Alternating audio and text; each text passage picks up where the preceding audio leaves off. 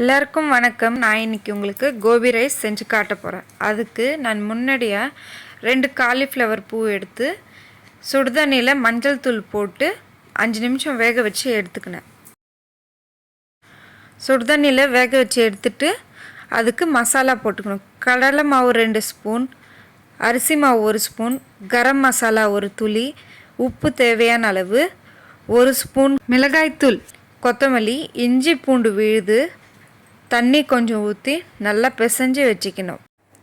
5 நிமிஷம் ஊற வச்சதுக்கப்புறம் ஸ்டவ் மேலே ஒரு கடாய் வச்சு எண்ணெய் ஊற்றி பொரிக்கிற அளவுக்கு வச்சுக்கணும். இப்போது காலிஃப்ளவர் கொஞ்சம் கொஞ்சமாக போட்டு பொரித்து எடுத்துக்கலாம்.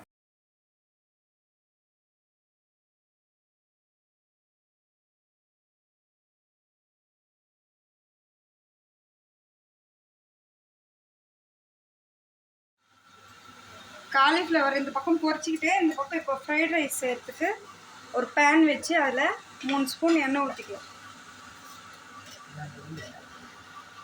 இப்போது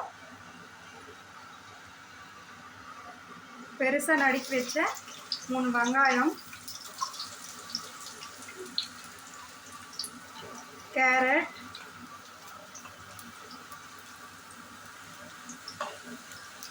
பெருசாக நறுக்கின பச்சை மிளகாய், இது 3 வதக்கிக்கலாம்.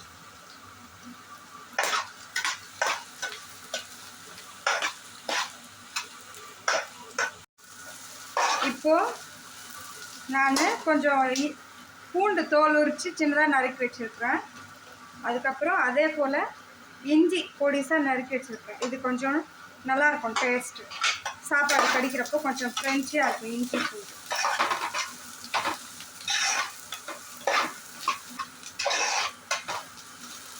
கேரட்டு கொஞ்சம் நல்லா வதங்கணும், நல்லா வதக்கிக்கலாம்.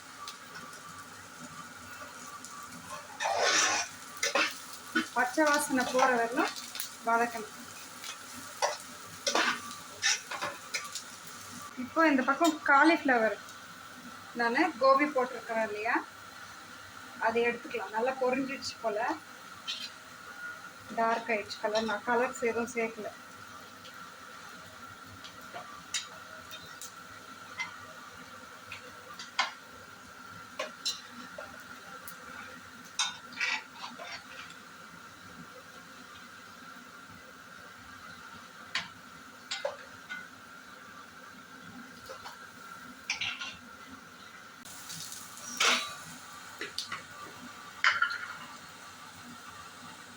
உப்பு ருசிக்கு தேவையான அளவு போட்டுக்கலாம்.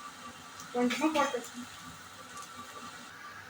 மிளகாத்தூள் கொஞ்சமாக போட்டுக்கலாம். 1/4 ஸ்பூன் மிளகாத்தூள்,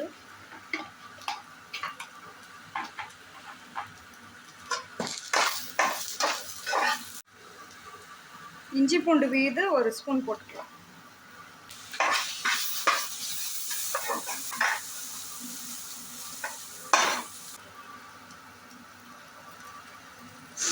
சோயா சாஸ்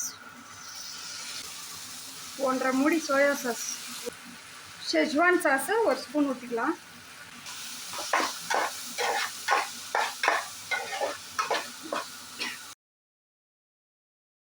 முன்னாடியே பொரிச்சு வச்ச காலிஃப்ளவர் அதில் போட்டுக்கலாம். கரம் மசாலா,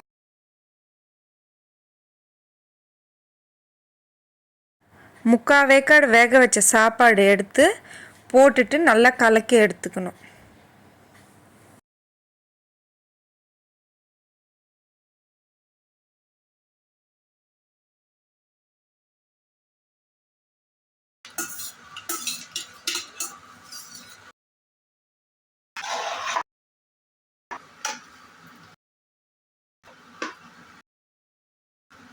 கோபி ரைஸ் ரெடி ஆயிடுச்சு. இப்போ நம்ம சர்வ் பண்ணிக்கலாம்.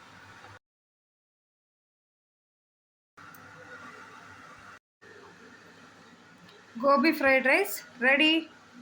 Thanks for watching. సబ్స్క్రైబ్ చేయండి. సబ్స్క్రైబ్ பண்ணுங்க.